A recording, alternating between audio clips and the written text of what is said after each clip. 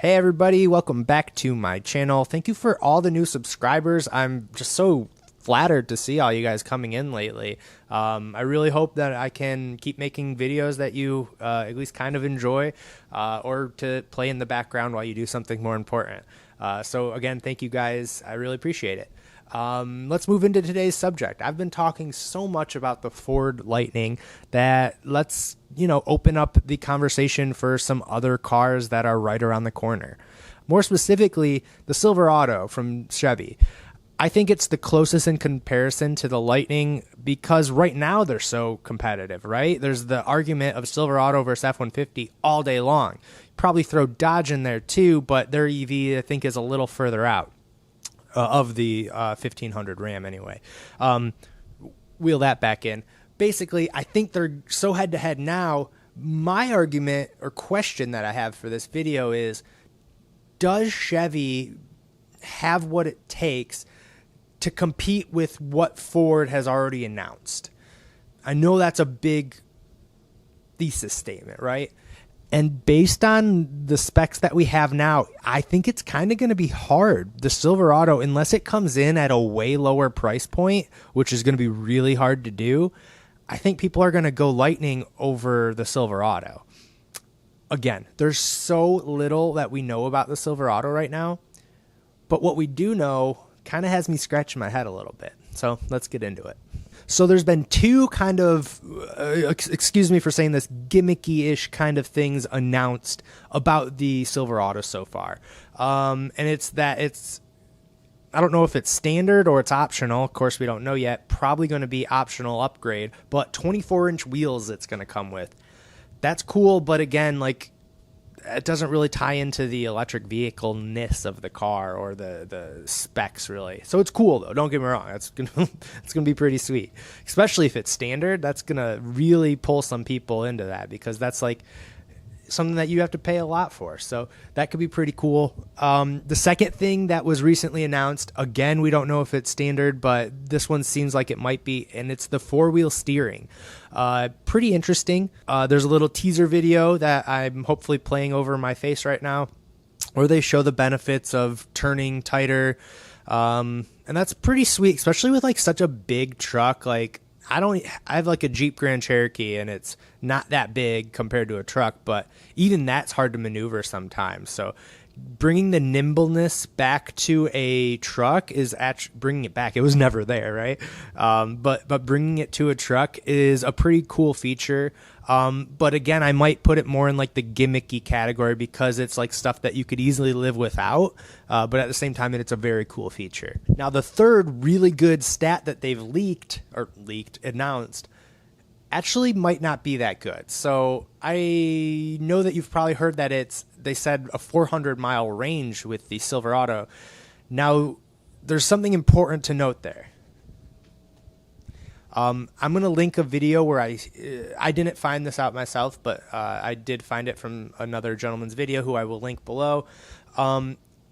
Chevy recorded that 300 or 400 number using the NEDC scale, and that is a less rigorous test versus the EPA scale, and that's super important. So, for example, here's how it translates: 420 miles on the NEDC is really 322 on the EPA scale.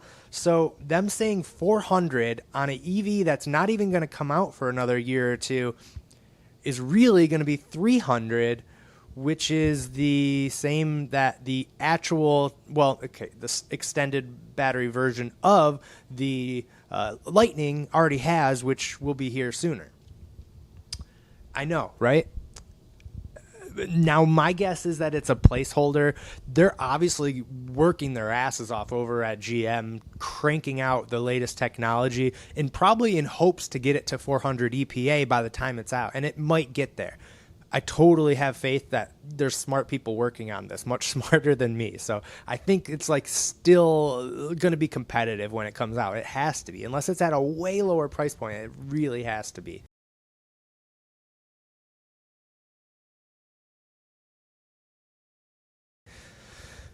Whew, mouthful, right? But it makes you think a little bit.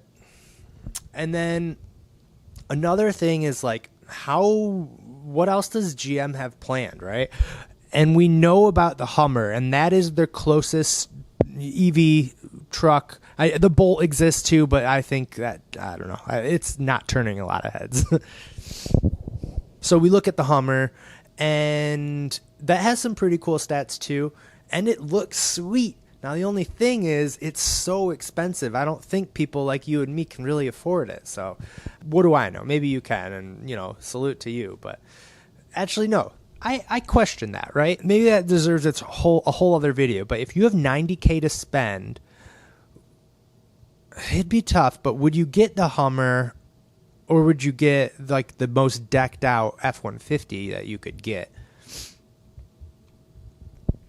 I might go F-150, but the Hummer is pretty cool. I don't know. Love to hear what you have to say about that. So I'm going to keep this one short because I don't want to just keep speculating. And obviously you probably don't want to hear me talk about stuff that none of us really know about. But I wanted to get my thoughts out there because, well, the competition is right around the corner. I think Ford was really tactically.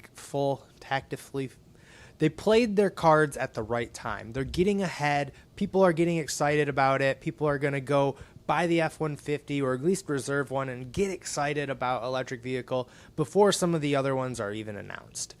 Now, with that said, which one do you want? Would you rather wait and, you know, let's talk about that too real quick. Would you rather wait like 2 or 3 years and then the F-150 Lightning probably gets all of its kinks out, but then you have competition and then it's like, I still go back to the Lightning, right? Because then it's going to be proven by then, and then you're going to have new contenders popping up that it's the first iteration of. I don't know. Something to think about. All right, so that's it. What do you think? Do you think the Silverado is actually going to come out and just turn some heads and actually be pretty badass and I'm wrong? Let me know. Or do you think that Chevy does have its work cut out for them? Because I kind of think they do. We'll see. And by Chevy, I do mean GM, of course, the whole umbrella. What do you think? I'm curious. Hopefully keeping this video short just to get the conversation going. Hopefully we get to learn a little bit more about the Silverado in the upcoming days too, because it's supposed to be right around the corner. I'm going to keep you updated with everything I know. And thank you guys again for all the new subscribers. Hope you enjoyed this. I'll see you guys. Bye.